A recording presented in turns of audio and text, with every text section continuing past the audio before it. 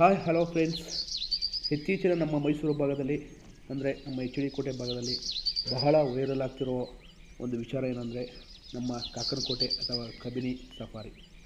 ಇದರ ಬಗ್ಗೆ ಹೇಳಬೇಕು ಅಂದರೆ ನಮ್ಮ ಸೆಲೆಬ್ರಿಟಿಗಳಾದಂತಹ ನಮ್ಮ ಪ್ರಸಿದ್ಧಿ ಹೊಂದಿರುವಂತಹ ನಮ್ಮ ಡಿ ಬಾಸ್ ದರ್ಶನ್ ರವರು ಕೂಡ ಹಾಗೂ ಡಾಲಿ ಧನಂಜಯ್ ಹಾಗೂ ಶಿವರಾಜ್ ಕುಮಾರ್ ರವರ ಫ್ಯಾಮಿಲಿ ಕೂಡ ಇತ್ತೀಚೆಗೆ ಅಂದರೆ ರೀಸೆಂಟಾಗಿ ಈ ಕಬಿನಿಯ ಒಂದು ಸಫಾರಿಗೆ ಬಂದು ಹೋಗಿದ್ದಾರೆ.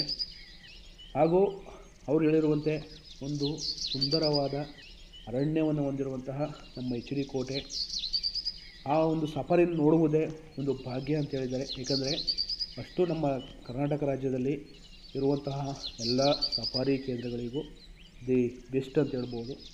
ಹಾಗೆ ಇದರ ಬಗ್ಗೆ ಒಂದು ಮಾಹಿತಿ ಕೊಡಬೇಕಾದ್ರೆ ನಮ್ಮ ಮೈಸೂರಿನಿಂದ ಒಂದು 70 ಕಿಲೋಮೀಟರ್ ದೂರದಲ್ಲಿರುವಂತಹ ನಮ್ಮ ಸಫಾರಿ ಕೇಂದ್ರ ಇದಾಗಿದೆ. ಇಲ್ಲಿ ಒಂದು 2 ರೀತಿಯ ಸಫಾರಿ ಇರುತ್ತೆ, ಒಂದು ಬಸ್ಸು ಮತ್ತು ಒಂದು ಜೀಪು.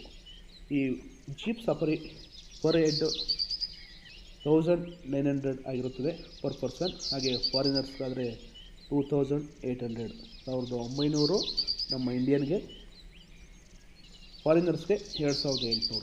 ಹಾಗೆ ಬಸ್ ಸಫಾರಿಗೆ ಬಂದರೆ ಇಂಡಿಯನ್ಗೆ 1200 ಆಗಿರುತ್ತದೆ. ಇದು ದಿನದಲ್ಲಿ 2 ಟೈಮ್ಸ್ ಇರುತ್ತದೆ, ಒಂದು ಬೆಳಗ್ಗೆ ಇನ್ನೊಂದು ಸಂಜೆ.